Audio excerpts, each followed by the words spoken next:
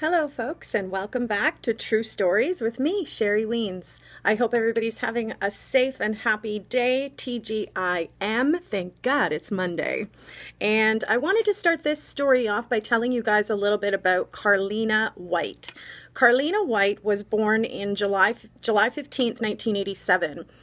She ended up solving her own kidnapping case like 23 years later after being taken from Harlem Hospital in New York City. The parents, Joy White and Carl Tyson, had taken their baby to the hospital with a fever of 104.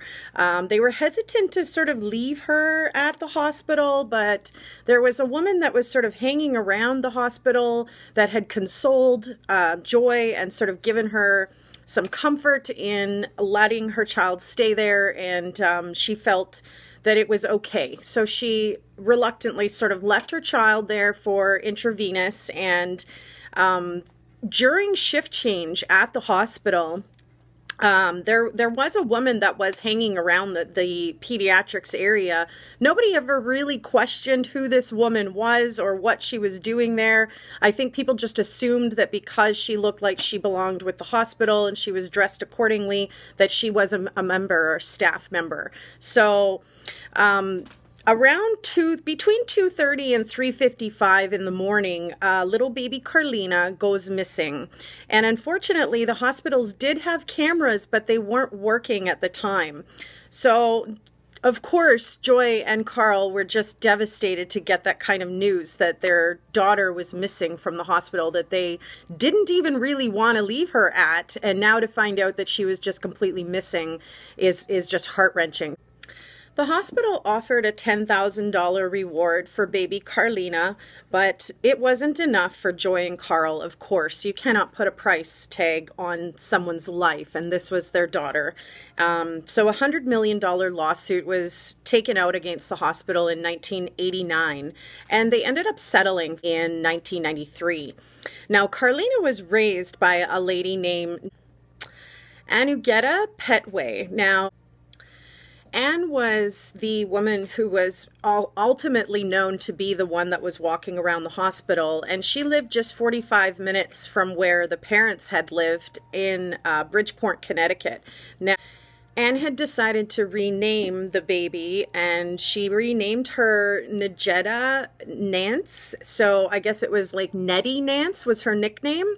And they had later ended up moving from Connecticut to Georgia. But it wasn't until 2005 when Carlina got pregnant and she was seeking sort of health coverage for insurance purposes, and she needed a copy of her birth certificate. So she approached her mom and asked her for such a copy of this paper, and she was given a fake birth certificate.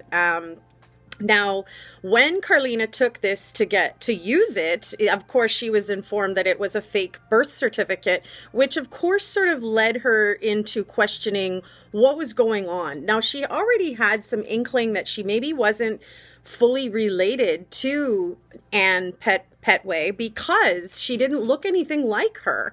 And she was noticing that as she was growing up. She didn't resemble her mother. And, you know, that's kind of very odd. So it prompted her to sort of look more into this. She confronts her mom, Anne, and asks her, you know, what's up with this, because she knows that it's a fake birth certificate, and her mother breaks down and admits that, you know, she isn't actually her biological mother. She ended up turning herself into the FBI because, of course, this is just wrong. She can't get away with, you know, kidnapping someone else's child and raising them. That's just wrong. So naturally, an arrest warrant was issued for Anne Petway, North Carolina Department of Corrections, January 21st, 2011, for violating her probation from a conviction of attempted embezzlement.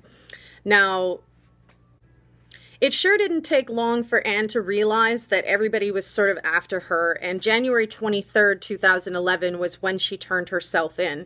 She had driven from North Carolina to Connecticut to arrange for her biological son to sort of be taken care of by someone else. She admittedly told federal investigators that due to having so many miscarriages and so much stress surrounding that, that was the reason why she had done what she had done. On February 10th, 2012, Anne decided to plead guilty to the federal kidnapping charge, and ultimately on July 30th, 2012, she was sentenced to 12 years in prison. Now imagine the shock of getting a phone call, Joy White and Carl, imagine their shock of getting a phone call that their daughter has been found and she's alive and fine. The reuniting of her with her biological parents is nothing short of an emotional avalanche that happened with them as soon as they collided to meet again. It was nothing but love and happiness and joy for all of them. You know, to have each other in their lives after so much distance and such a tragedy is nothing short of amazing. Now, Carlina and her parents did have a little bit of a falling out after this had all happened. In May 2011, the public defender had advised Carlina to check with her parents as to what had happened with some of the cash settlement and if there was anything left for her that she could sort of commence a better life with some of that proceed. However, it was admitted by both parents that they actually had already spent most of the money before the years of the reunion. So Carlina sort of said it was just, she publicly came out and said that the money settlement was really just a misunderstanding, and she has her legal name as Carlina White, but she plans to carry on her life as Nettie. This was the nickname that she had given herself. Her biological mother had named her Carlina White. Her kidnapped mother had named her Nijidra Nance, but she had sort of given herself a nickname out of the Nijidra. I'm probably not saying that right, and I'm really sorry for that.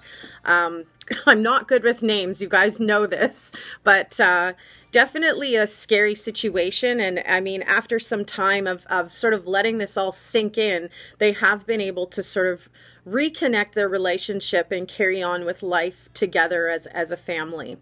So I hope you guys enjoyed this video with me. A thumbs up would be a great support. If you have any comments to add about this case or anything else, I'd love to hear from you. Please put that into the comments section. And if you haven't yet subscribed, there's a little red button right below, just right there. Go ahead, give it a click. The bell right beside it will send you a notification as soon as I post if you're interested in having that feature. So I thank you for watching. I hope you all have a safe and happy Christmas Eve, and we'll see you again next time. Stay safe out there. TGIM. Bye for now.